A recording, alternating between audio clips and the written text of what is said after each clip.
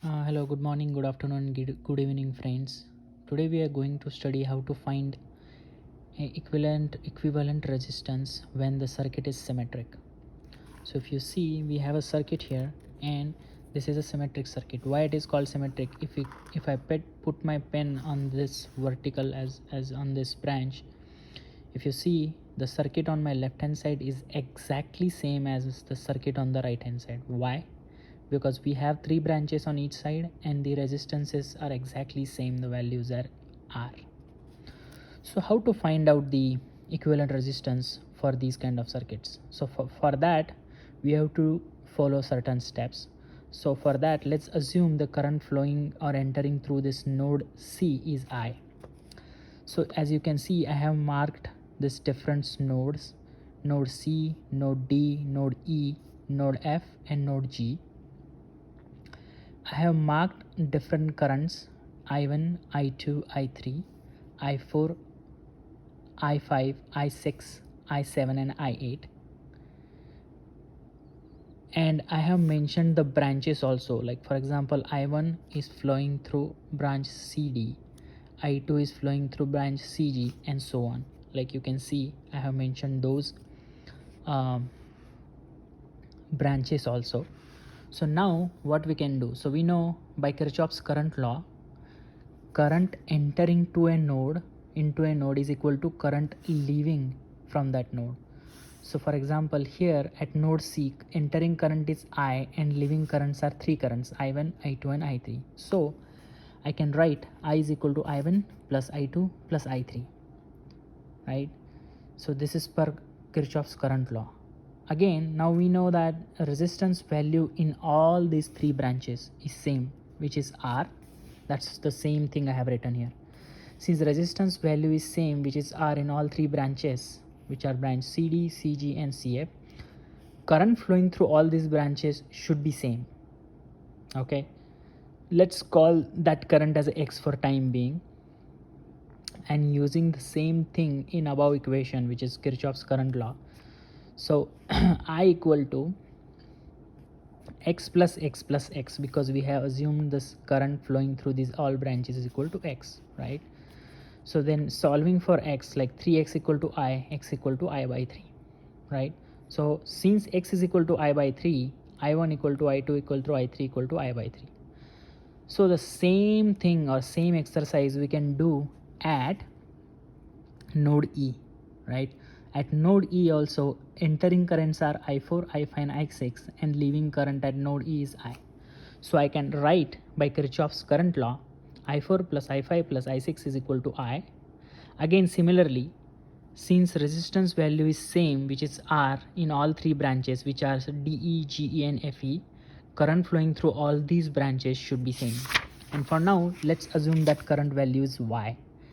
And again, now applying Kirchhoff's current law at this node E, which will be equal to I4 plus I5 plus I6, which was this equation, is equal to I, replacing the value of I as equal to Y, because that's what we assumed. So 3Y is equal to I, Y is equal to I by 3. So our R4, I5, and I6 will become I by 3, right? Now similarly, we can apply Kirchhoff's current law at node D, which is this. So here I1 is equal to I7 plus I4, right? Because I1 is the entering current and I7 and I4 are the leaving current. So by that formula, or that Kirchhoff's current law, I1 is equal to I4 plus I7. We know I1 is I by 3, we know I7 is I by 3, and we are finding value of I4. Since the values are same, then that we can conclude that value of I4 is equal to 0. So basically, current flowing in branch DG is equal to 0. Similarly, if we apply Kirchhoff's current law at node F, Kirchhoff's current law at node F, we will get I3 is equal to I6 plus I8, which is I3 is equal to I6, which is this, plus I8. We can put the values: I3 is equal to I by 3, I8 is equal to I8, and I6 is equal to I by 3. So if we solve, we will again get I8 is equal to 0. That means current in branch FG is equal to 0. Current in this branch is 0. So basically what we found out, current I7 and I8 is equal to 0. So basically in this branch, the whole branch, there is no current flowing. Current flowing through them is 0. Now considering these things, we can redraw our circuit. Why? Because there is no current flowing in these branches. So we can assume point D, point G and point F are at the same potential value or same voltage value. Or we can assume straight away this as a short circuit, right? So redrawing this circuit as this, like are these three resistances in parallel, since this is a short, since point D, G, F, this is a short circuit. So if I connect this as a 1, then R, R and R, these three resistances will be in parallel. Similarly, this is 1 point. So if we consider this as 1 point or short circuit, again R, R and R will become in parallel.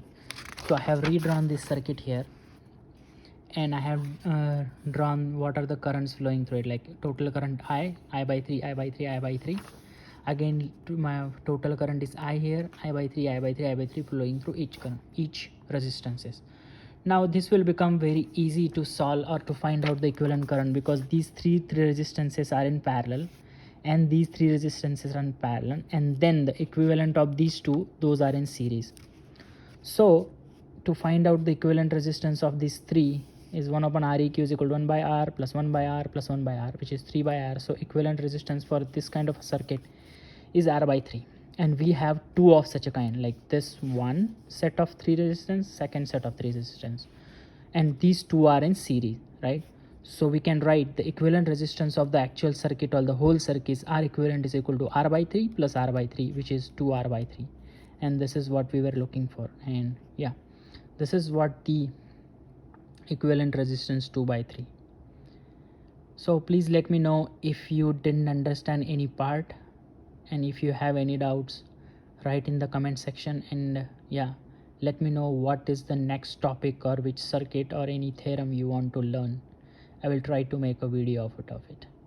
Thank you and have a great day.